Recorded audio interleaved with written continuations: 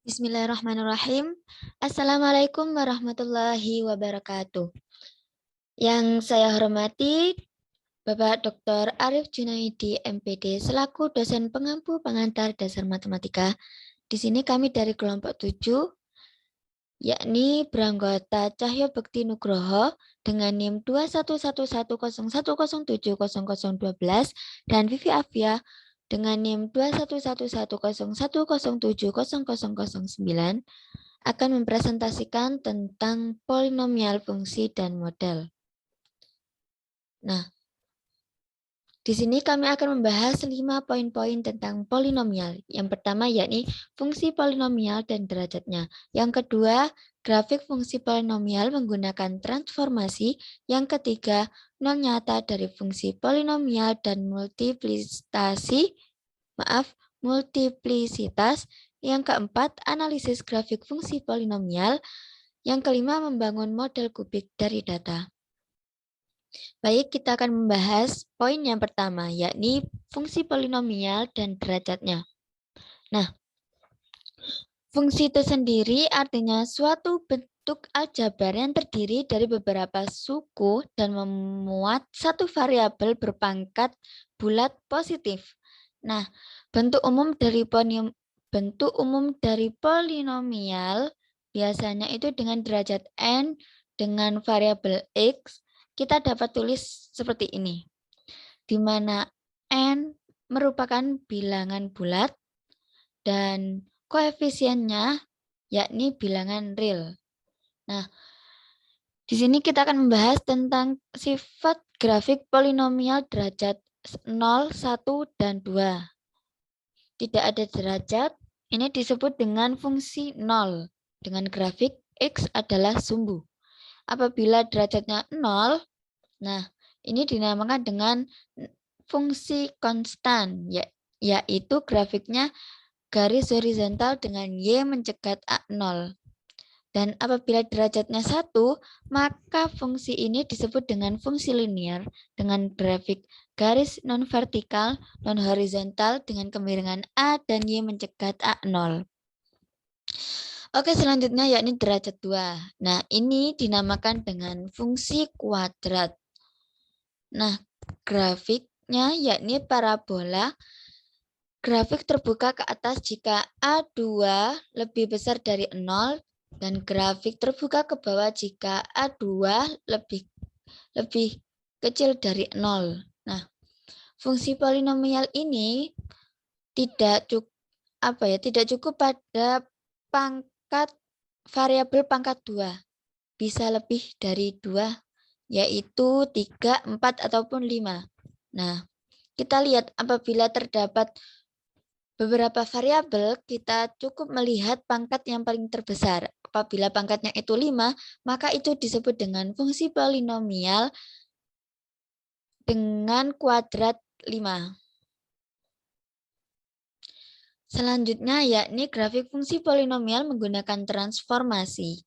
Kita ambil 2 contoh grafik dengan fungsi 1 dikurangi X dengan pangkat 5 dan grafik fungsi setengah dalam kurung X min 1 tutup kurung pangkat 4. Nah, dalam penyelesaian fungsi polinomial ini kita juga bisa menggunakan dengan metode substitusional, yaitu memasukkan apabila mendapatkan informasi-informasi terkait dengan X. Di sini dalam contoh informasi yang didapat yaitu X min 1, 0, dan 1. Nah, dengan adanya beberapa model yang kita lihat ini, kita dapat menyimpulkan apabila variabel itu bernilai positif, maka akan menghasilkan grafik peningkatan. Apabila variabel itu negatif, maka akan menghasilkan grafik penurunan. Nah, begitupun pada grafik yang kedua ini. Apabila suatu variabel mempunyai pangkat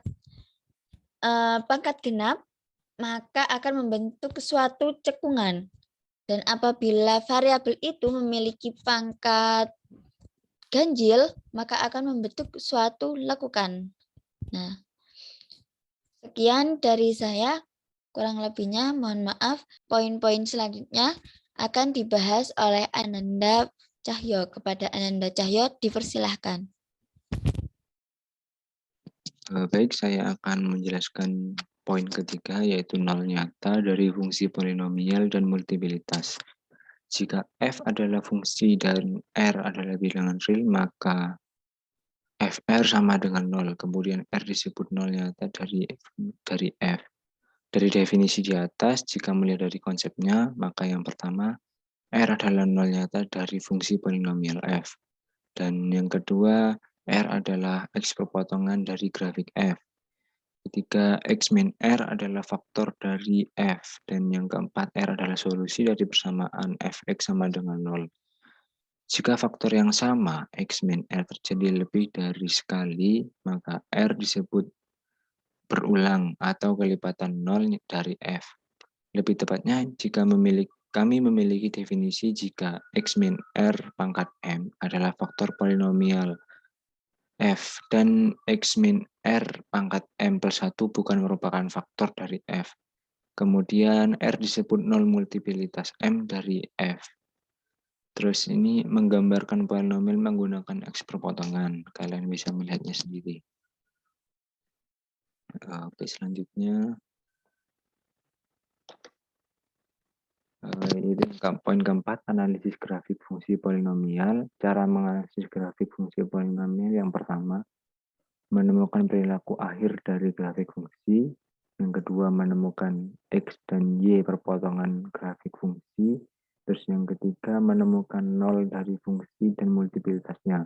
Gunakan informasi ini untuk menentukan apakah grafik melintasi atau menyentuh X sumbu di setiap X perpotongan.